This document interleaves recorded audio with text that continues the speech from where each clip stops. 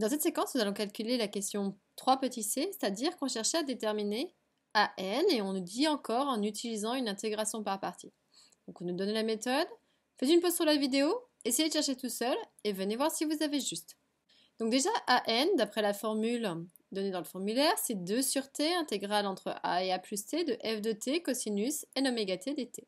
Je vous ai dit, prenez bien la bonne habitude de déjà remplacer tous les inconnus, en particulier t et oméga. Donc si on commence à lire, on a 2 sur t, mais le t ici donné, c'était notre période, c'est-à-dire 2. Donc ça fait 2 sur 2, intégrale entre a et a plus t. Donc encore une fois, c'est moi qui choisis mes bornes, sachant qu'on veut que la différence entre les deux bornes fasse t, c'est-à-dire l'intervalle de longueur 2. Or, d'après l'énoncé, je vois que f, elle est définie sur moins 1, 1, qui est un intervalle de longueur 2, la valeur de ma période. Donc, je vais forcément me mettre sur cet intervalle. De ma fonction f de t, donc cosinus de n oméga, donc oméga, on le connaît, ça vaut pi, donc ça fait cosinus de n pi t, et ensuite dt. Donc, qu'est-ce qui va se passer ici ? Déjà, on a les 2 qui se simplifient. Et sur l'intervalle moins 1, 1, c'est pour ça qu'on l'a fait exprès, puisqu'il est donné ici, on connaît f qui vaut cette valeur. Donc, je vais pouvoir remplacer f par 0,5t plus 0,5. Si vous avez écrit ainsi, c'est faux, parce que cosinus, il multiplie que 0,5. Or, on veut que cosinus, il multiplie tout ce qui est en vert, tout le f. Pour que ça marche, obligation de mettre des parenthèses. Comment calculer une telle intégrale? L'un des moyens, intégration par partie, et ça nous était dit dans l'énoncé. Donc je vous redonne la formule d'intégration par partie. Elle dit que l'intégrale de uv', c'est crochet uv moins l'intégrale de u'v.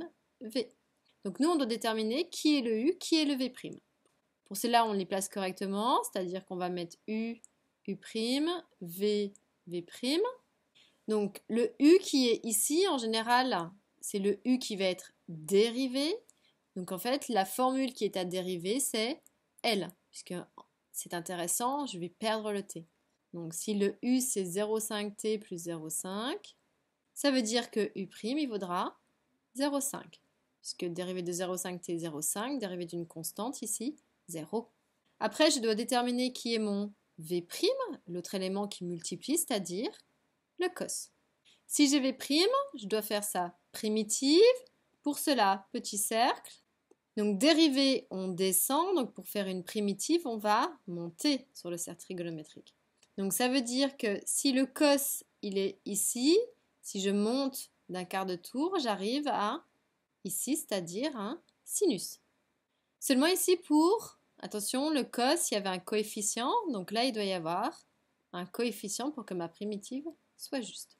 Donc maintenant on va appliquer la formule de l'intégration par partie, donc on me dit, crochet, je dois faire U fois V, ici, donc on va tout bien recopier, donc on va avoir 0,5t plus 0,5 fois 1 sur pi n sinus de n pi t, pris entre moins 1 et 1, mes bornes ne changent pas.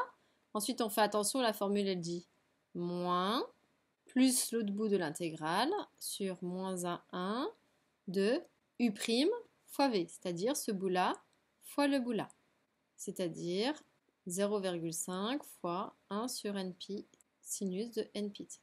Donc voici déjà la première étape, c'est-à-dire bien utiliser la formule d'intégration par partie. On va ensuite continuer à dérouler les calculs.